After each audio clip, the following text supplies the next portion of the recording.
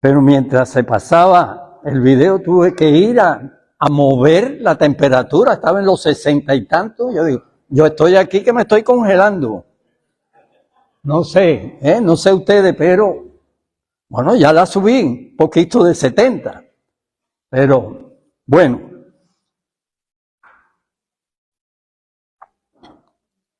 acerca de la perseverancia. ¿Qué pasa con la perseverancia? Es una virtud. Perseverar es una virtud.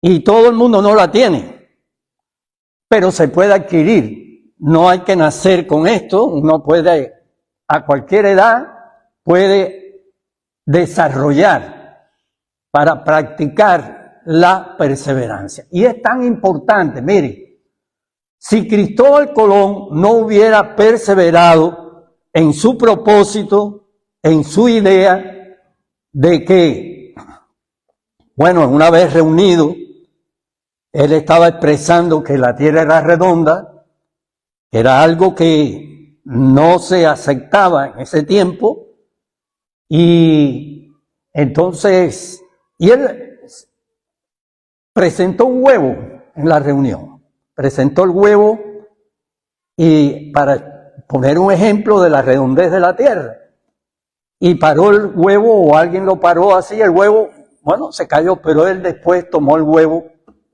lo cascó y lo paró y quedó paradito el huevo.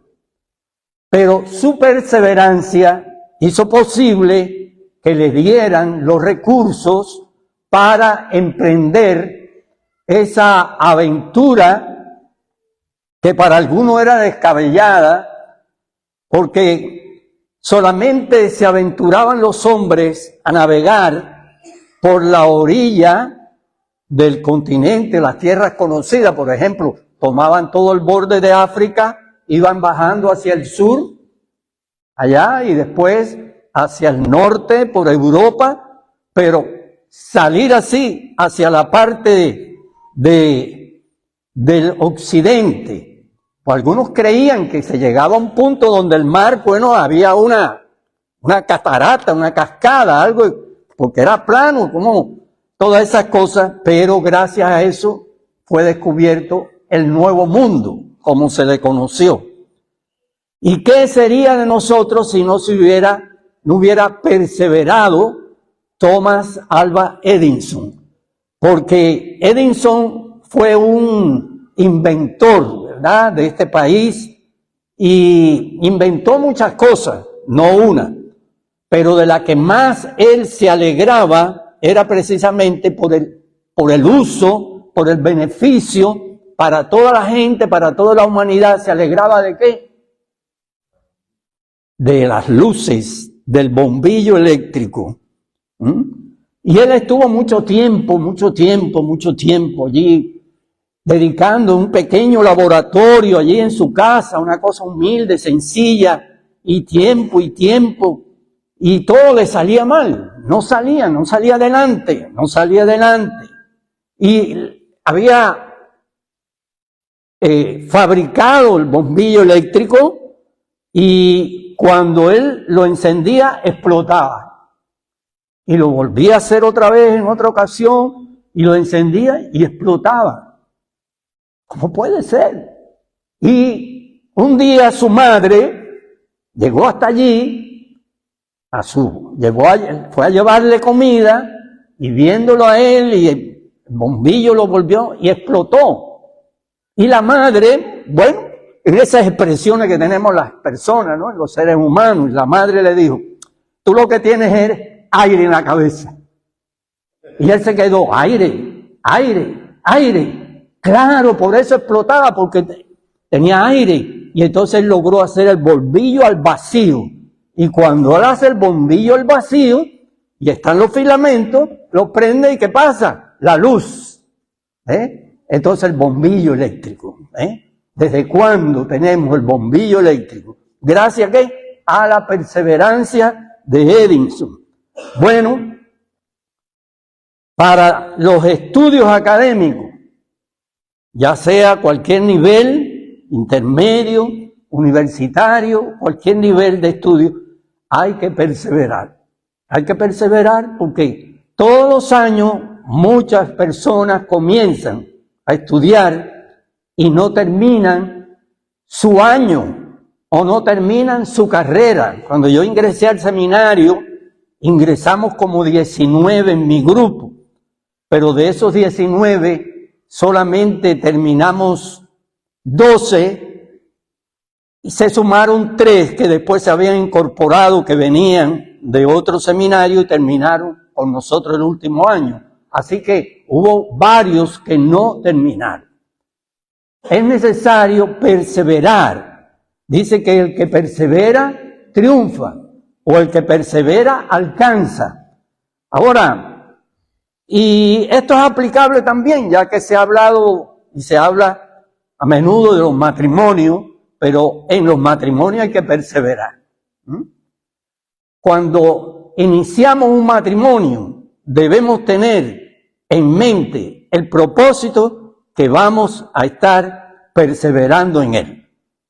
Y algunos comienzan un matrimonio y lo que tienen en mente es, si no funciona, se rompe. Bueno, ¿y quién dijo eso? ¿Quién ha puesto ese eslogan de que si no funciona, se rompe? Por eso no se debe tomar un matrimonio a la ligera. Y especialmente si somos cristianos, debemos buscar la dirección de Dios. Porque según el plan de Dios, el matrimonio es para siempre. No es que si no funciona, se rompe, busco otro, y si ese otro o esa otra no funciona, el otro, y podemos tener así una larga fila. Eso está totalmente fuera del propósito de Dios. Así que, bueno, ¿qué relación tiene la perseverancia con nosotros los cristianos? Pues muchísimo, muchísimo. Y la palabra de Dios abunda en ejemplos y en exhortaciones para que nosotros tengamos perseverancia. Vamos a ir a un pasaje bíblico que está en el libro de los Hechos, en el capítulo 2, Hechos capítulo 2, y vamos a usar desde el verso 42 al 47. Libro de los Hechos, capítulo 2, versos 42 al 47.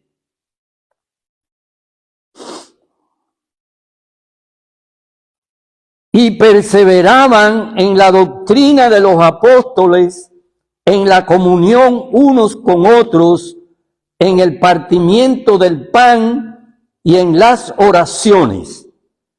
Y sobrevino temor a toda persona, y muchas maravillas y señales eran hechas por los apóstoles.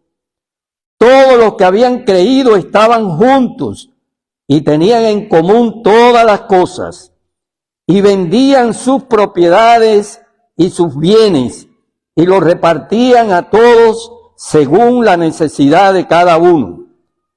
Y perseverando unánimes cada día en el templo, y partiendo el pan en las casas, comían juntos con alegría y sencillez de corazón, alabando a Dios y teniendo favor con todo el pueblo. Y el Señor añadía cada día a la iglesia los que habían de ser salvos. Amén. Permite, Señor, que la palabra leída pueda ser entendida en nuestras mentes y corazones, y permite que el propósito tuyo, al incluirlas en esta escritura, se cumpla en cada uno de nosotros. Oramos en el nombre de Jesús. Amén. Bien, vemos aquí un cuadro, vemos aquí una ventanita que nos está revelando cómo se conducían, cómo vivían los cristianos de la primera generación. Es decir, los cristianos, si queremos usar la palabra primitivos, los cristianos primeros, allí en Jerusalén. Muy fresquita estaba la iglesia todavía. Hacía muy poco que el Espíritu Santo había llegado, se había derramado en los 120 reunidos allí en aquel aposento, y estaba creciendo el número de los discípulos. Pero vemos una norma, cómo se conducen, cómo viven, que debe ser para nosotros un modelo, ¿no? Un modelo a seguir. Primero que todo, notamos la necesidad de perseverar en la doctrina. Perseverar, dice aquí, en la doctrina de los apóstoles. Ahora, la doctrina es un conjunto de creencias, algo que no solamente en cuanto a la iglesia, porque hay doctrinas que no son de la iglesia, hay otras doctrinas de otras cosas seculares, pero es un conjunto de conceptos, de ideas y de creencias que aceptamos, y la persona se rige, se guía, o al menos debe guiarse por esa doctrina que hace suya o que acepta. Y es muy importante que cada creyente, cada cristiano conozca doctrina, tenga doctrina. Eso es muy importante, porque si no tenemos doctrina, pues somos, como dice la Escritura en otro lado, somos movidos por cualquier vientecito, ¿verdad? Sopla para aquí, me muevo aquí, sopla para acá, me muevo acá, porque no tengo un fundamento, porque no tengo un concepto seguro de las cosas, y cualquier cosa nueva que viene, pues yo la acepto, y no puede ser así. Entonces, la fuente de nuestra doctrina lo constituyen los 66 libros de la Biblia. Es decir que nuestra Biblia tiene 66 partes, desde Génesis a Apocalipsis, todas son importantes. Te puede gustar más un libro que otro libro. Te puede sentir bendición más en una parte que en otra parte, pero toda es palabra de Dios. Amén. Toda es palabra de Dios y está ahí para que la conozcas, está ahí para que la leas.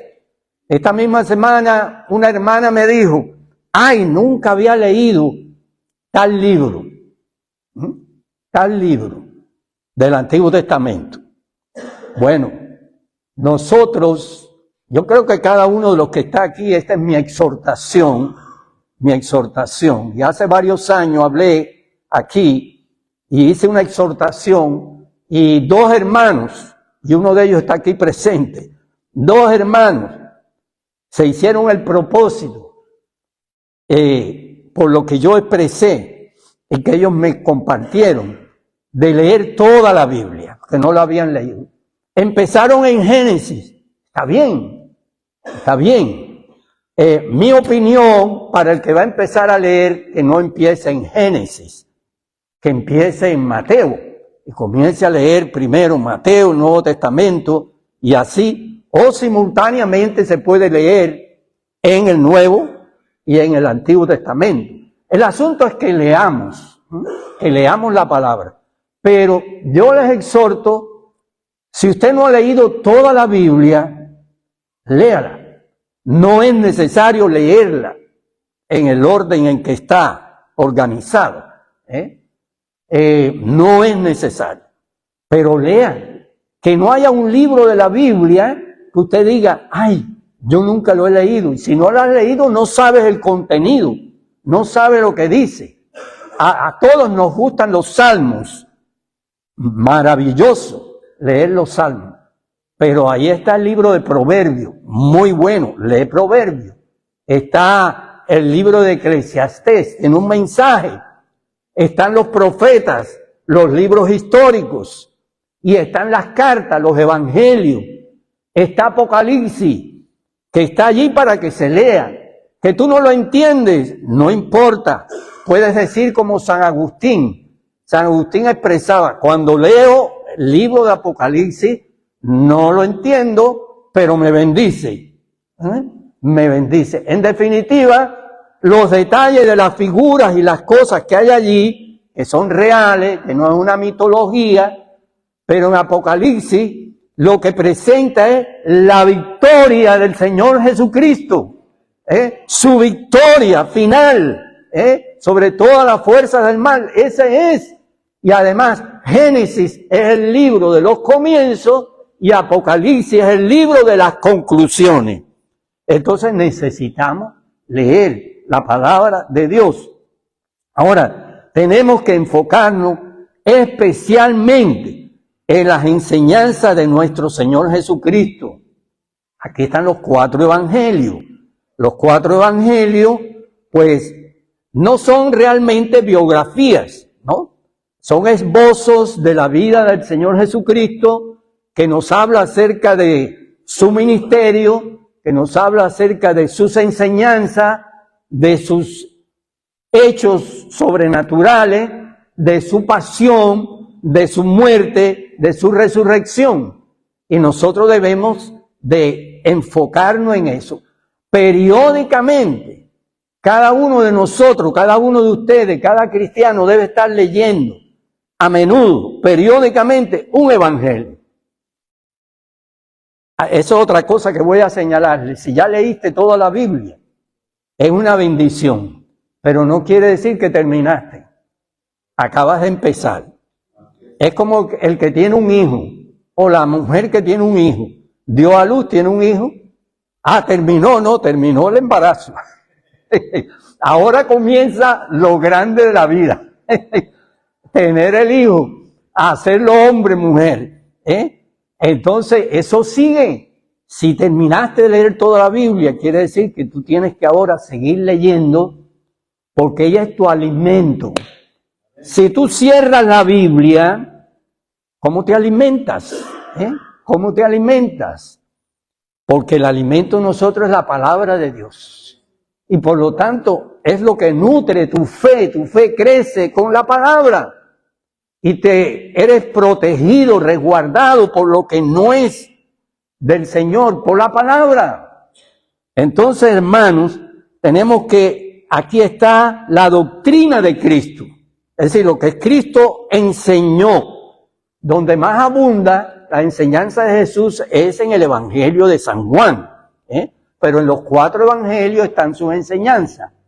Y hay que también acudir y perseverar en la doctrina de los apóstoles, que se llama así porque el Espíritu Santo los usó para revelarnos cosas que Jesús no lo hizo. Ellos revelan cosas, amplían algo de lo que Jesús dijo, o nos revelan cosas que Jesús no hizo. Por eso Jesús dijo, tengo muchas cosas que decirle, pero ahora no es el momento. Pero cuando venga el Espíritu Santo, Él le revelará, Él le mostrará. Y entonces esa labor del Espíritu, a través de estos siervos de Dios, de estos apóstoles, que no todos escribieron, algunos de ellos escribieron. Pablo es el que más escribió, pero gracias por cada una de las cartas, gracias por todo ello. Entonces, leyendo, estudiando, que es más que leer, ¿verdad? Estudiar es más que leer. La palabra de Dios, eso nos edifica a nosotros, nos ayuda, nos protege. Y mi pregunta sería, ¿conoces doctrina cristiana? ¿Conoces? Cada hermano necesita conocer de doctrina cristiana. Y yo voy a mencionar algunas, las más sobresalientes, pero son muchas las doctrinas cristianas. Y a cada una debemos darle tiempo. Por ejemplo, la doctrina del pecado. Se habla del pecado. Sabemos que hay pecado. La Biblia me habla de pecado. Nosotros nos arrepentimos del pecado, etcétera. Pero hay una doctrina del pecado que nos explica todo lo que tiene que ver con esto. Y no la vas a encontrar en un libro, la vamos a encontrar en diversos libros. Armamos un arbolito con las enseñanzas de las Escrituras. Entonces la doctrina del pecado, la doctrina de la salvación, somos salvos, gloria a Dios, pero hay una doctrina de la salvación. ¿Cómo llegamos aquí? ¿Qué es la salvación? La doctrina de la regeneración. Regeneración, es decir, nacer de nuevo, ser otra persona. Eso aquí la palabra de Dios me lo explica. Y Jesús dijo, si no naces de nuevo, no puedes entrar en el reino de Dios. Y si no leemos, no estudiamos y alguien oye eso y dice, nacer de nuevo, ¿y eso qué cosa es? Pero eso es imposible. No es imposible porque no está hablando de lo físico, aunque le digo que para Dios no es imposible que nosotros naciéramos físicamente otra vez, porque el Señor dijo, si ustedes callan, las piedras hablarán. Las piedras hablarán. Y el Señor dijo creo que fue Juan, que dijo que Dios puede levantar a hijos a Abraham aún de esas piedras. Hermano, eso no son palabritas dichas como quiera. No está jugando con el oído de la gente. Son verdades que no hace falta, no se han cumplido. Pero la Biblia me dice, ¿hay para Dios alguna cosa imposible? Nada es imposible para Dios. Así que no se meta con eso. Deje a Dios tranquilito. Él es el Todopoderoso. Entonces tenemos la doctrina de la santificación. La Biblia me dice que debemos ser santos. Dios es santo. Y nos pide a nosotros que seamos santos. ¿Qué cosa es santo? ¿Qué cosa es santo? Apartado. Apartado, dedicado.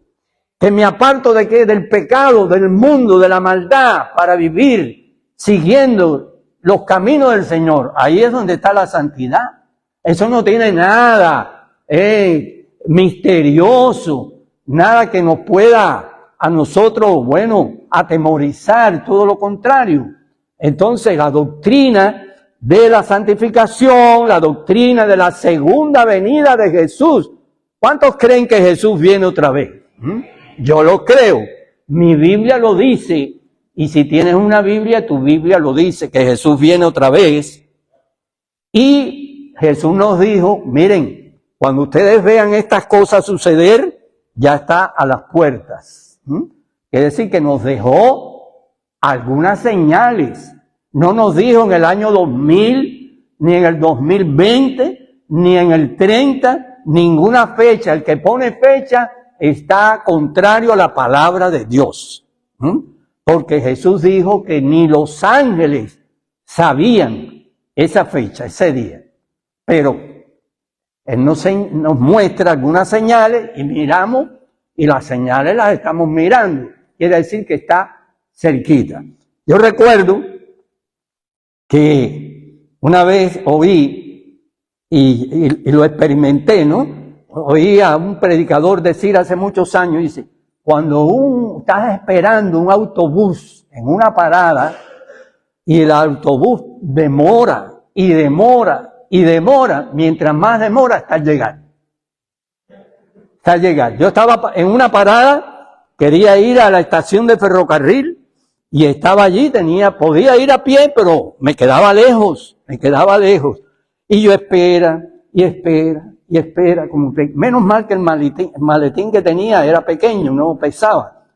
Y me cansé de esperar y saqué un cálculo. Si voy caminando me voy a demorar tanto. Y ya me cansé y salí caminando para el ferrocarril.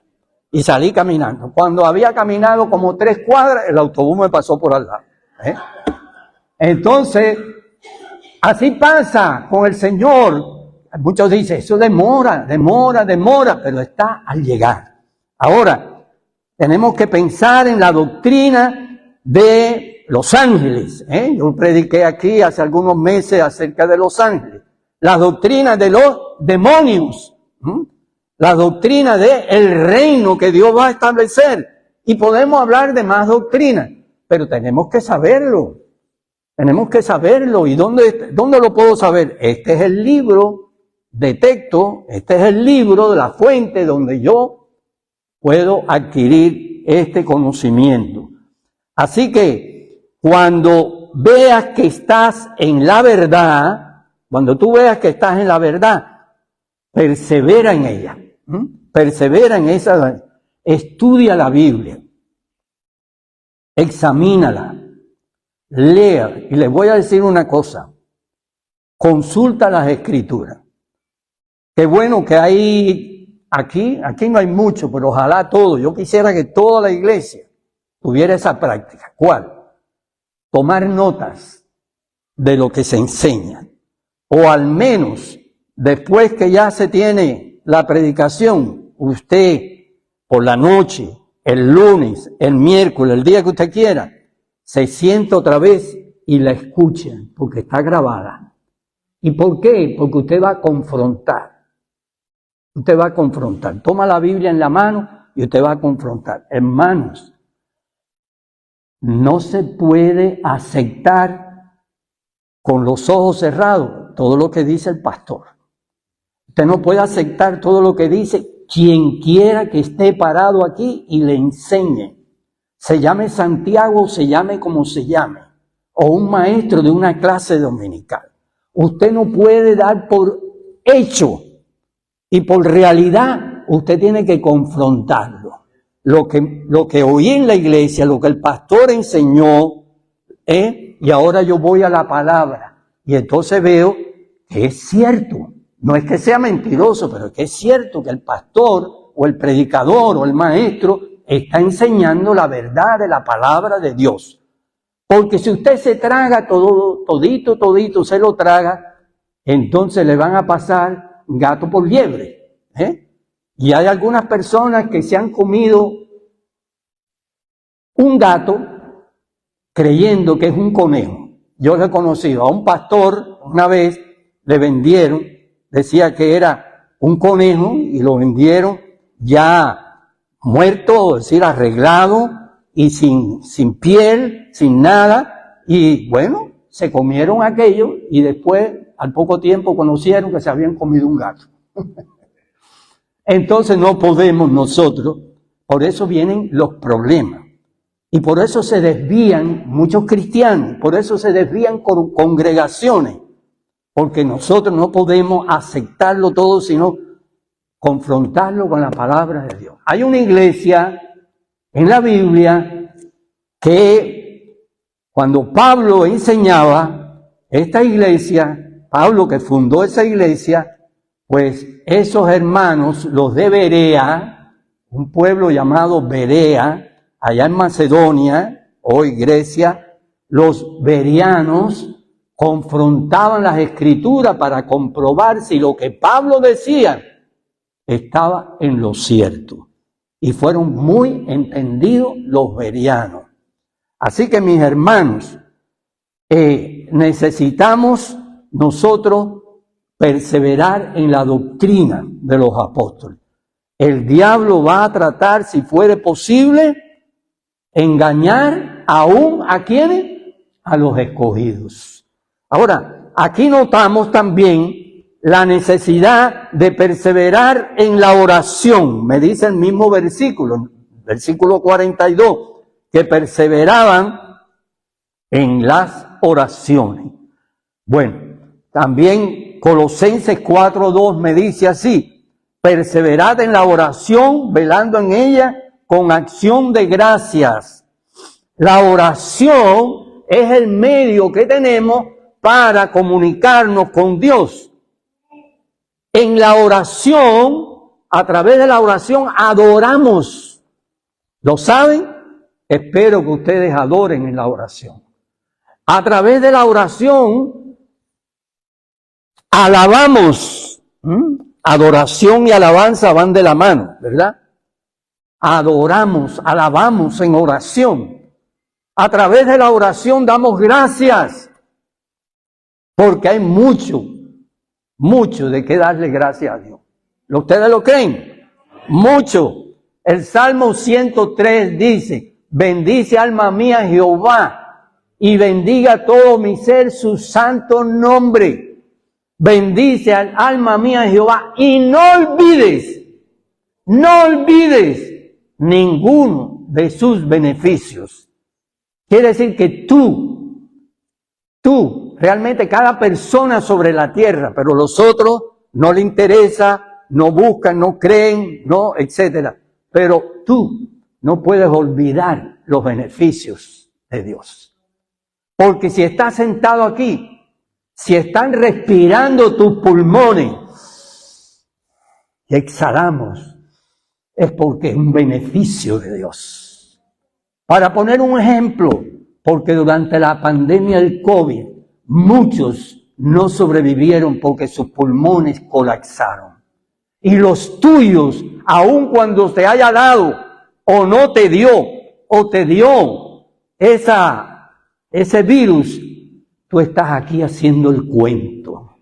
Y tienes que no olvidar ninguno de sus beneficios. Y que tú puedes ver, y puedes oír, y puedes caminar. Porque tienes alimento todos los días. Y porque tienes un techo y un lecho donde te recuestas y duermes. No olvides ninguno de sus beneficios. Y esos beneficios son por cientos y cientos. Entonces hay que dar gracias en la oración. Amén o amén. Amén. Hay que dar gracias. Y además en la oración pedimos. Porque Dios mismo nos dice que pidamos. Jesús dice, pedid, pedid, y se os dará. Pedid, que pidamos. Pero a la hora de pedir, Él va a responder. Él va a responder. Si pedimos bien, Él va a responder. Y al responder, tengo más que agradecer. Cada oración contestada es un motivo de agradecimiento. Y cuando voy a pedir, tengo que pedir primero por los intereses de Dios. Hay que pedir por los intereses de Dios, antes que por los míos. El Padre Nuestro, esa oración modelo, presenta 3 cosas primero porque pedimos. Padre Nuestro que estás en los cielos, santificado sea tu nombre. Venga tu reino, segundo. Sea hecha tu voluntad, tercero. 3 cosas, primero. Y después, danos el pan de cada día. Líbranos del mal. Bueno, quiere decir que nosotros tenemos que, primero que todo, los intereses de Dios. Después, cuando vamos a orar, debemos orar también como interés de Dios por la iglesia, por la obra misionera en el mundo. Si sabes el nombre de misionero, ora por nombre, por la obra misionera en el mundo, por la obra de evangelización, por la salvación de los que no conocen a Cristo. Orar, ¿por qué? Por las necesidades de nuestros hermanos, orar por las necesidades de nuestra familia, orar por mis necesidades personales. Así es como se ora, no empezando por mí, y no como aquella mujer que el marido Blas, ella decía, Señor, bendíceme a mí, a Blas y a nadie más. Así que no, el egoísmo superlativo, la bendición para ella y para su marido y los demás. No, hay que orar conforme Dios lo ha establecido. Entonces, hermanos, todos los creyentes cristianos necesitamos tener hábitos de oración. Hábitos. No es, puedo hacer una oración breve de 1 minuto, 2 minutos, 3 minutos. Me levanté y tengo que salir rápido. Señor, no salga para el trabajo, no salga de la casa sin orar. No salga de su casa sin ponerse en las manos de Dios. ¿Usted sabe lo que le espera en el día? Usted sabe el loco que le va a atravesar en el carro. Usted sabe si lo van a chocar o si usted va a terminar en un hospital o la vida suya se va a terminar. ¿Qué va a suceder? Encomiende al Señor su camino, espera en Él y Él hará. Ore. No tiene que estar media hora orando, aunque sea en ese momento. Haga una oración, póngase en las manos del Señor. Dígale que lo libre del mal. Dígale que lo libre de imprudencia. Ore al Señor en ese momento, pero podemos darle gracias al Señor cuando nos sentamos a desayunar, cuando almorzamos, cuando comemos o cenamos en la tarde. Debemos hacerlo, darle gracias. Pero ¿qué? tenemos que tener un tiempo de oración con el Señor. Una o más veces en el día. Tiempo de oración, a solas, en quietud. Cuando los niños están, si hay niños que estén dormidos, que estén acallados. Tenemos que tener ese tiempo cuando los televisores estén apagados. El teléfono déjelo por allá. Y que suene todo lo que quiera. Más importante, estoy delante del Rey. Te callas la boca y esperas, si te conviene. Después veré quién llamó. Pero usted está delante del Rey. Usted tiene que honrar a ese Rey. Es más importante su relación con el Rey. Entonces Jesús dijo, cuando ores, entra en tu aposento y cierra la puerta. ¿Qué está queriendo decir? Que estés en quietud, que nada te estorbe. Entonces ora a tu Padre que está en secreto. Y tu Padre que está en secreto te va a recompensar en público. Así que debemos, como congregación, juntarnos para orar. Las iglesias, las congregaciones deben tener tiempo que se junten para orar. Y también debemos tener reuniones en los hogares para orar. Nuestra iglesia, Cypress, se los digo, hermano, necesita desarrollar grupos de hogares donde se enseñe la palabra, pero nos dediquemos a la oración. Grupos de hogares que alcancen a los vecinos y a los amigos. No solamente que yo vaya a la casa de uno de ustedes y yo enseñe la palabra allí y venga otra familia y estemos allí 8 o 10 y todos somos cristianos y volvemos dentro de una semana o dentro de 15 días. Y puede pasar 6 meses y estamos los mismos. No. Es algo que sea una fuente de desarrollo, de crecimiento. Además, tengan presente, el pastor no puede estar en cada lugar. Es necesario que haya hermanos capaces de hacerse cargo de enseñar en hogares. Pero bien, las iglesias, casi todas, muchas, tienen un tiempo que se llama reunión de oración, o culto de oración, o estudio bíblico de oración. Pero en la mayoría de las iglesias que tienen eso, lo menos que se hace es orar. Nos pasamos tantos minutos cantando, tantos minutos leyendo o explicando un pasaje bíblico y después oramos 5 minutos. Hermano, eso no es así. No es así. Nosotros, esa es la reunión de oración. Quiere decir que podemos cantar un canto que nos impide. Leemos un pasaje bíblico, podemos comentarlo brevemente. Alguno puede dar un testimonio, podemos interactuar, pero lo que más hay que hacer, si vamos a estar 1 hora, es necesario orar de media hora a 40 minutos. Y lo otro más pequeño. Eso es una reunión de oración. Una reunión de oración. Necesitamos desarrollar ese espíritu de oración. Pedirle al Señor, al Espíritu Santo, que nos dé espíritu de oración. Porque sepan una cosa, que lo que más el diablo combate es que oremos. No solamente aquí en la casa.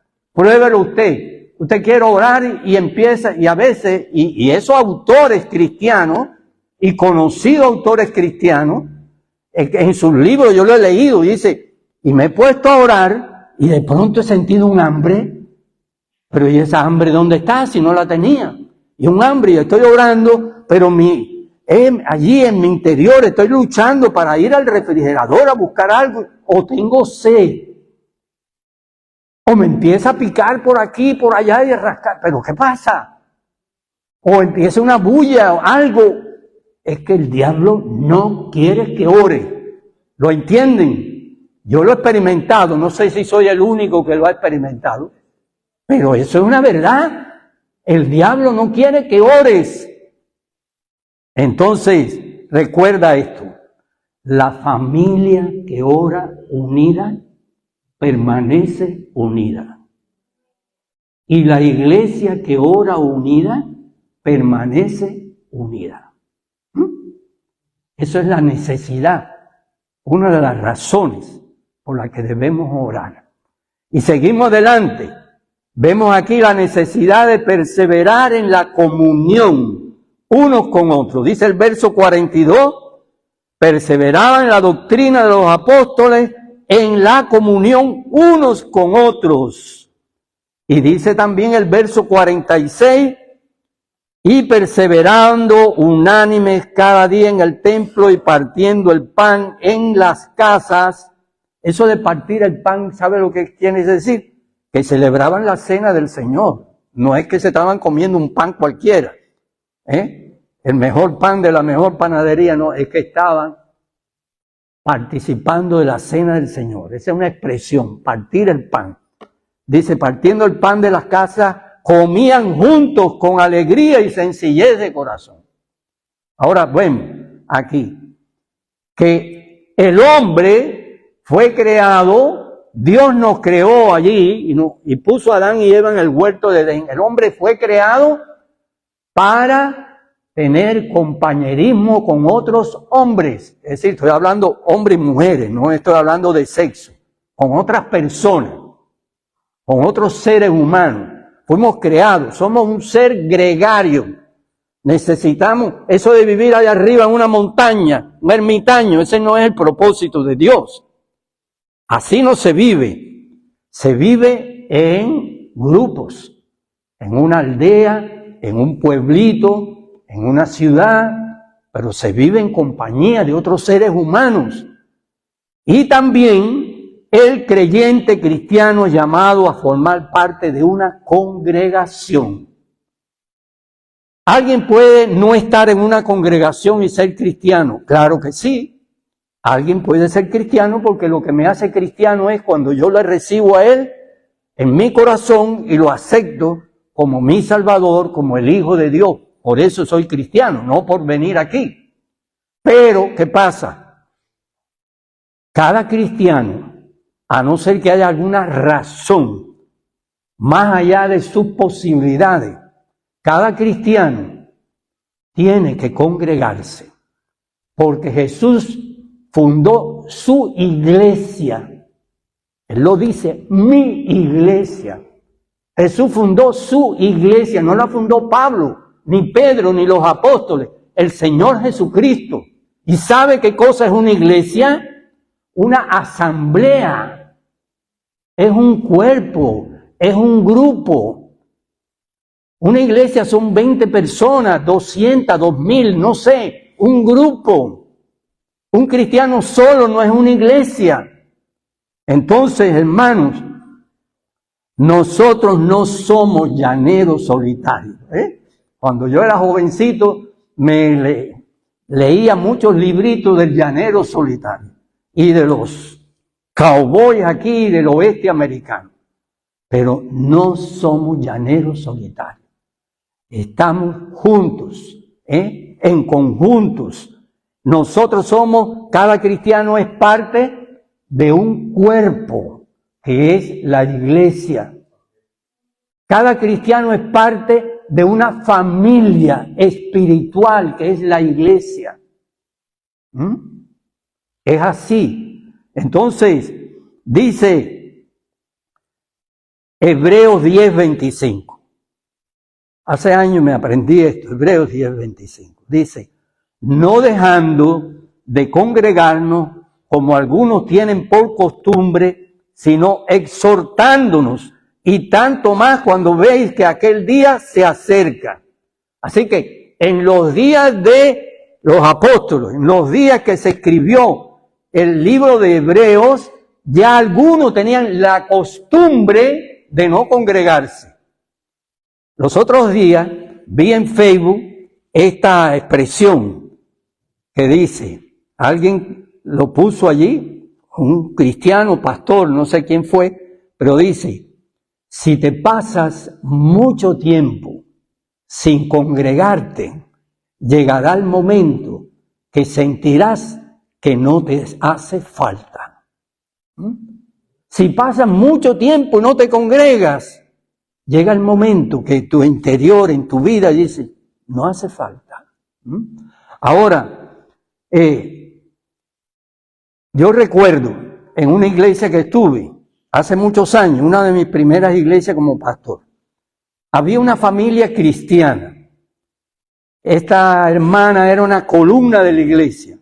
Ella era diaconisa allí, excelente hermana, excelente. Su esposo era creyente también. Y algunos de los hijos, tenían 6 hijos, algunos eran y otros no eran cristianos.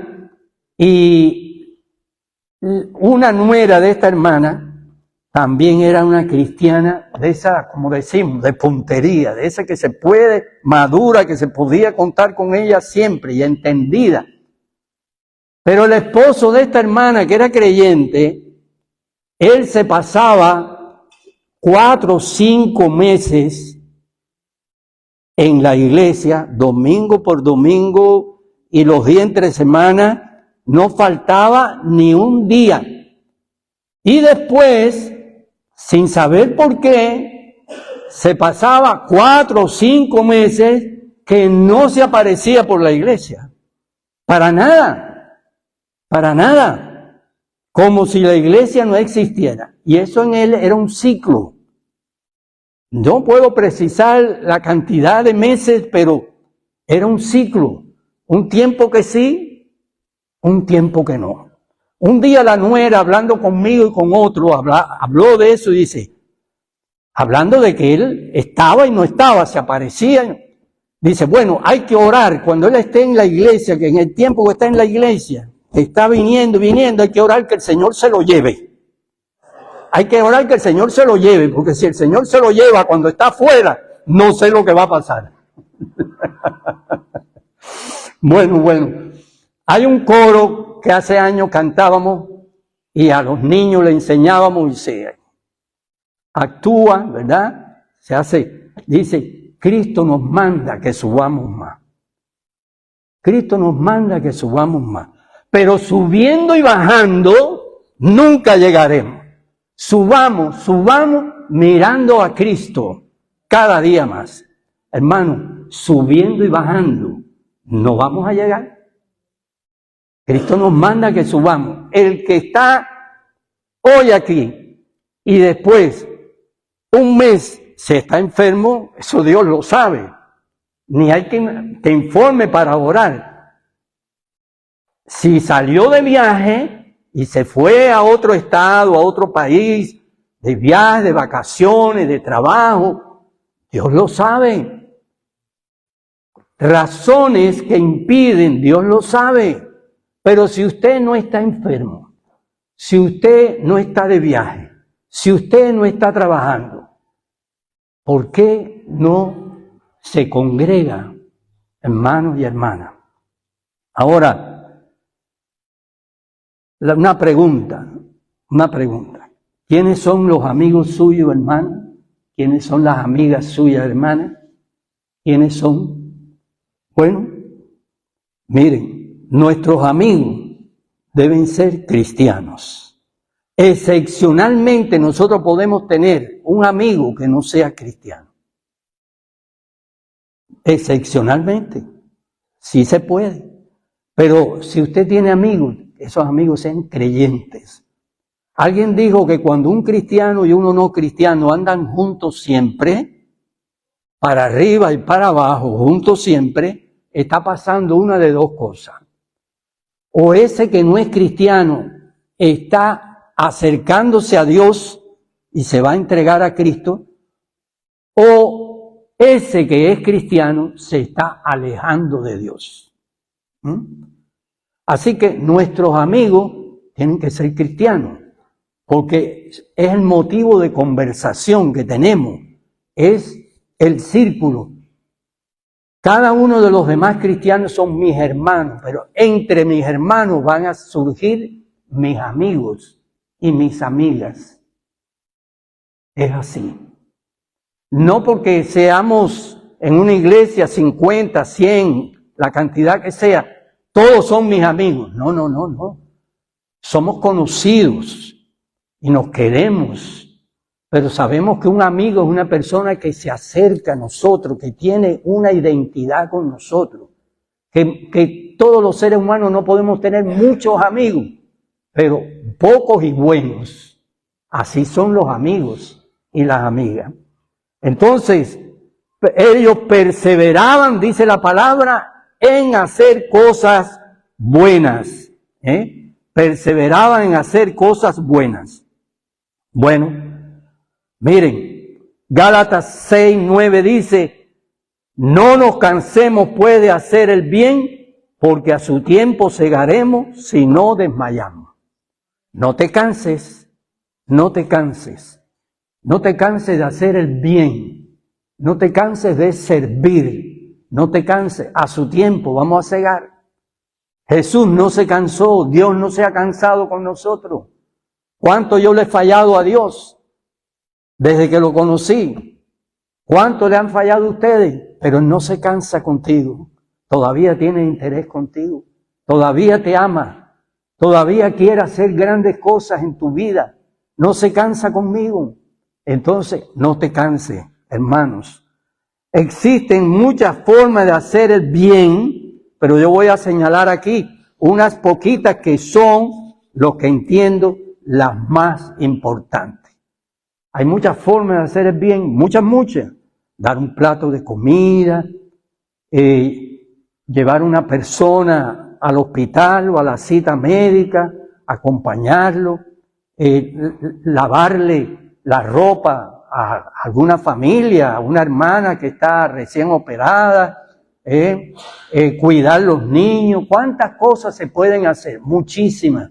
Pero miren esta, haciendo el bien, primero que todo, el mayor bien que le podemos hacer a alguien es presentarle a Cristo. Presentarle a Cristo. Porque le estamos salvando de una condenación eterna. Le estamos enseñando el camino a Dios. Le estamos enseñando cuál es la verdad. Le estamos enseñando cuál es la vida eterna. Entonces el mejor bien que podemos hacer a alguien es a evangelizarlo, darle el mensaje del evangelio. Y eso lo podemos hacer todos podemos hacerlo. No hay que pasar curso ni leerse un libro. Otro bien que nosotros podemos hacer es usar nuestros talentos y nuestros dones. Usa tus talentos y dones. Cada uno que está aquí, Dios le dotó al nacer con talentos naturales. Todos no tenemos los talentos iguales.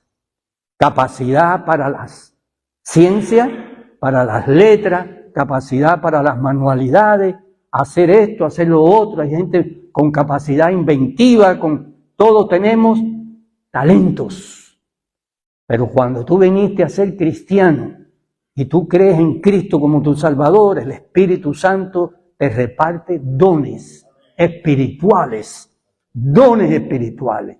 Ya es diferente. Ahora este don es una herramienta en mis manos, don de fe, don de servir, don de exhortar, don de tantas cosas, alrededor de 20 dones aproximadamente, espirituales.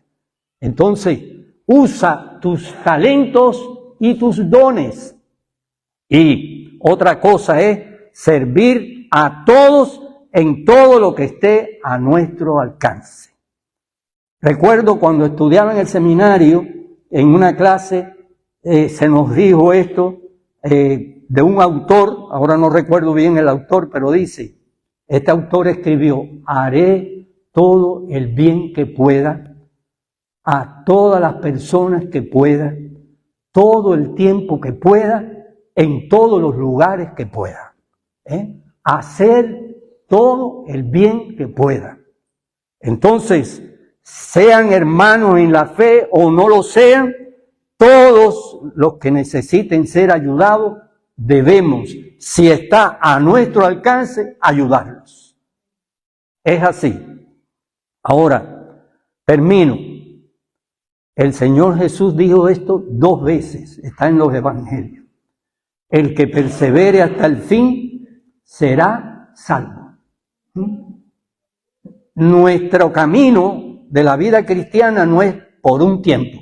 Voy a ser cristiano por 6 meses. Voy a ser cristiano por 6 años. ¿Y después qué? Nosotros debemos perseverar en la fe. Debemos perseverar en el camino del Señor. Perseverar, no desmayar.